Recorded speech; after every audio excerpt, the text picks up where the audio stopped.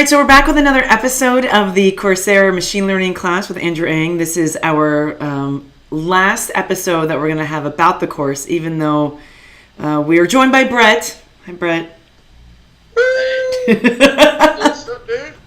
Figure that out. What are y'all doing? Yeah, no, the other... No, he's doing it all wrong. Wow. Yeah. Maybe the next course we should take is how to actually operate a camera and with 2 or 3 people. We suck at that. Yeah, that might work. I do feel like we're the Brady Bunch, though. Here's a story of a lovely lady, and then we're like, look, hey Thomas, hey Brett. So who's the lovely lady then? What? What? I think last time we were together is when there was that awkward moment about beards, and Brett, you really just are able to back into it pretty well. I went for that. I remember. And the mistake I made was I was actually live next to her, so I paid for it afterwards pretty hard. Yeah. I think there was also some jokes about height, too. And those were pretty funny. Just a little. You guys can talk about my curtains. That's fine. Oh. Yeah. It's good. How about that? Well, that was just that. We have to edit that out. So, Thomas, you still haven't finished the course, huh? No, but I'm on track, I believe. So, checking right now, I think it's April 22nd. April 22nd. But I don't... will be machine learning certified. But what I don't Let's just say understand... complete. What I don't understand, though, is you can skip ahead, though. Like, if you wanted to take this weekend and finish all of the courses, you could do that, right? Yeah, and that's kind of what I was wanting to do, is over the next few days just kind of knock it out. But still, you have to wait for the end date, I think, just like in the course that we all started together, right? Or some of us, right? Yeah. Where's Kyle? Anyway, but in the course that we were all in, if you're wondering who Kyle is, reference back to week 3, right here At the bottom. But so just like when the course we were in, you as long as everything's turned in by I think it's the April 22nd. So when we're taking our course, they still don't confirm and give you the certificate and go through all the steps that you guys are going into. And I think we've kind of already talked about how I missed the course, but it's great that I can jump in. But I'd like to hear about you guys and what you're doing about getting your certificates. I heard that you had to verify some stuff. Why don't you kind of dig into that a little bit?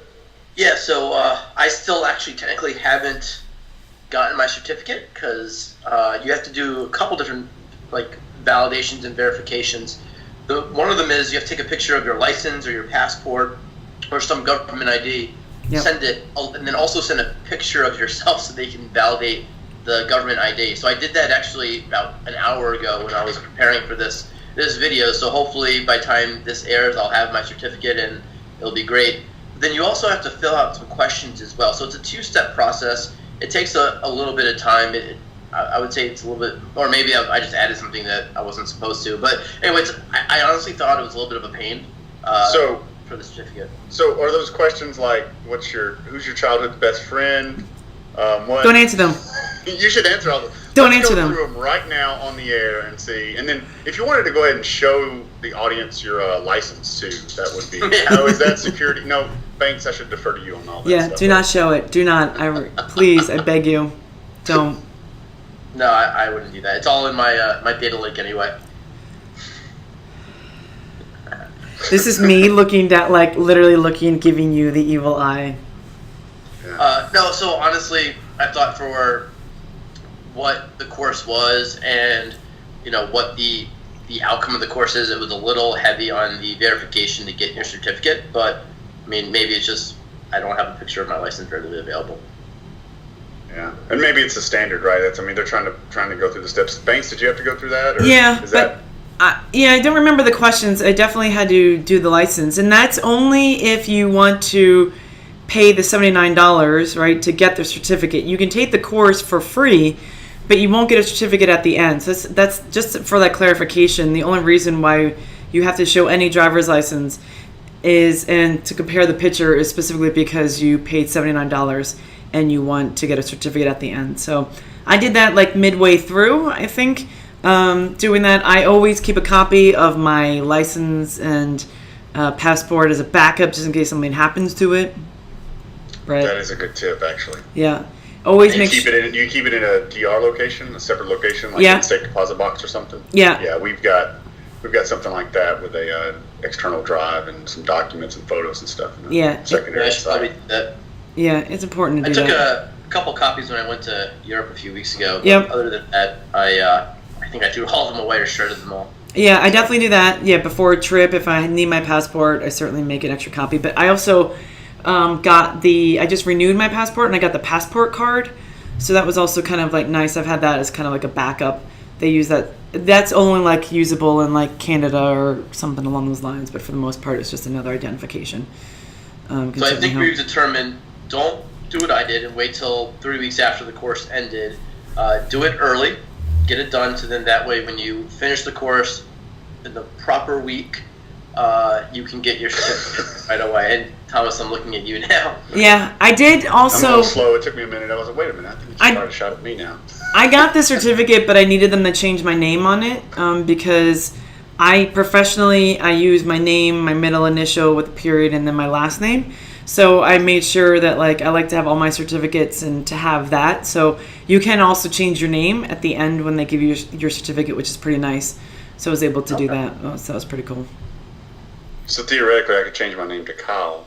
Yeah. Kyle. Get him the certificate. Yeah, you could absolutely do that.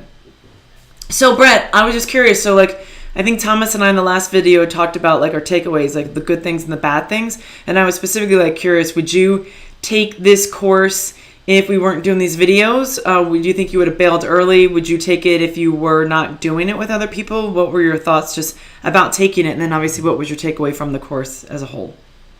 Yeah, so I would say first, I probably would not have signed up for the course or have taken it if it wasn't, the whole team saying, "Hey, let's go ahead and do it." Right. I think that was kind of the drive to say, "Hey, let's do it." Once I paid the money and got into it and started it, I would have stayed in regardless, just to finish it. It was interesting. I picked up some cool things along the way, and I think I'm better for it. But I don't think I would have started it unless it was the team driving it.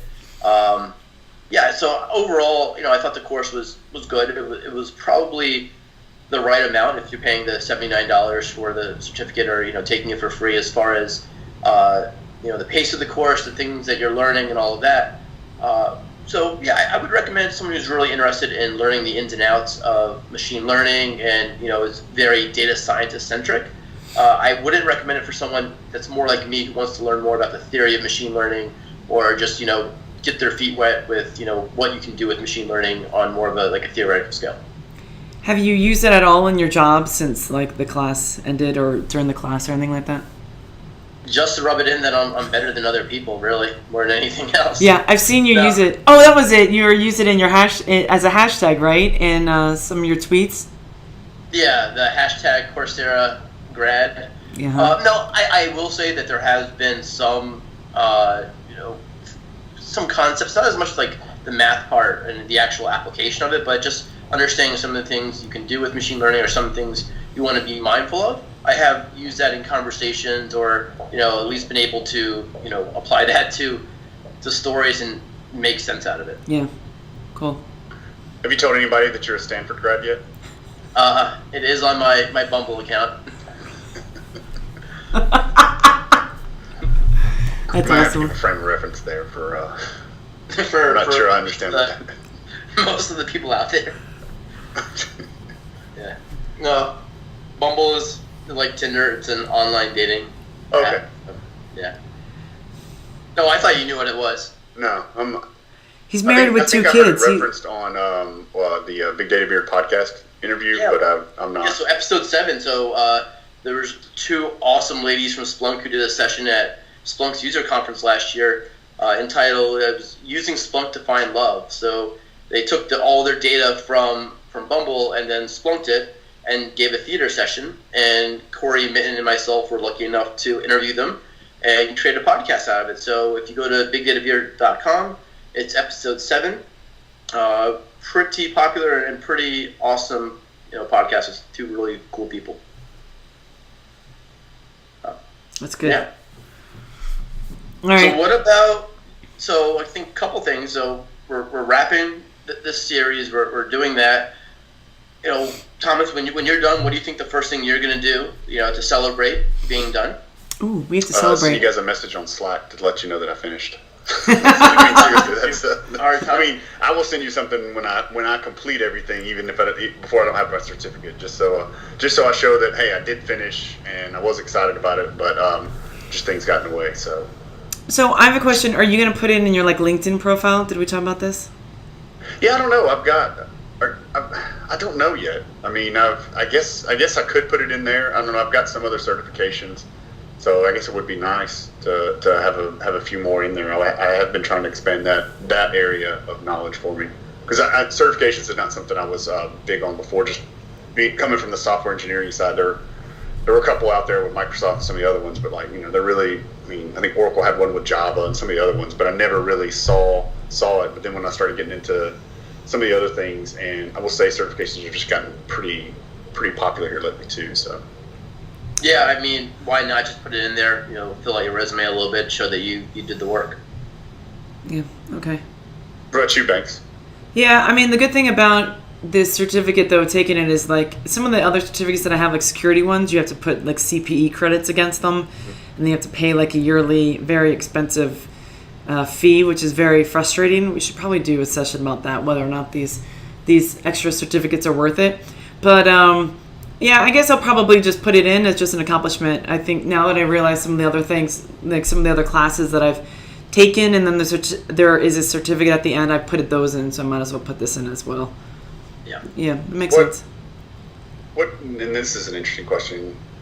What about, would this count for those hours towards some of those certifications? I wonder. I know there's some, and maybe not this course in particular, but there is an emerging area with data science and security. I mean, for sure, what you were talking about with Splunk and some of the other things, but I mean, there's a huge piece there. So I wonder if this course would count towards some of those credit hours. Yeah, I don't know. I haven't looked into it. That's interesting. Yeah. I could submit it and see what happens. I mean, it's certainly many hours to kind of do it, but these are security certifications, so I'm not exactly sure how that would apply. But it'd be interesting to look into it. We'll see. Yeah. Did you want to toast, Brett? Just for yeah, for those who have finished. I'll drink my water. Deer Park, that's good water. So, Banks, what do you have in your glass there before you? I Fireball.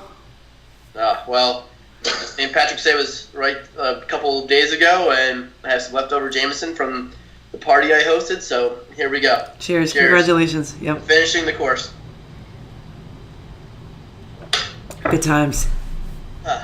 Man, we should take more courses. I mean, there you go. No, seriously, we need to do something next. We need to talk about that. We definitely need to get input from our users. Brett, what's your thoughts on doing something more? I mean, you want to continue? I mean, I know you want to continue learning. What areas do you see you'd like to go down and for us to, as a team look at? Do you have anything?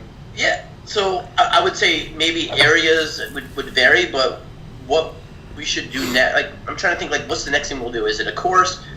Thomas, you had a good idea about maybe all of us reading a book and talking about it.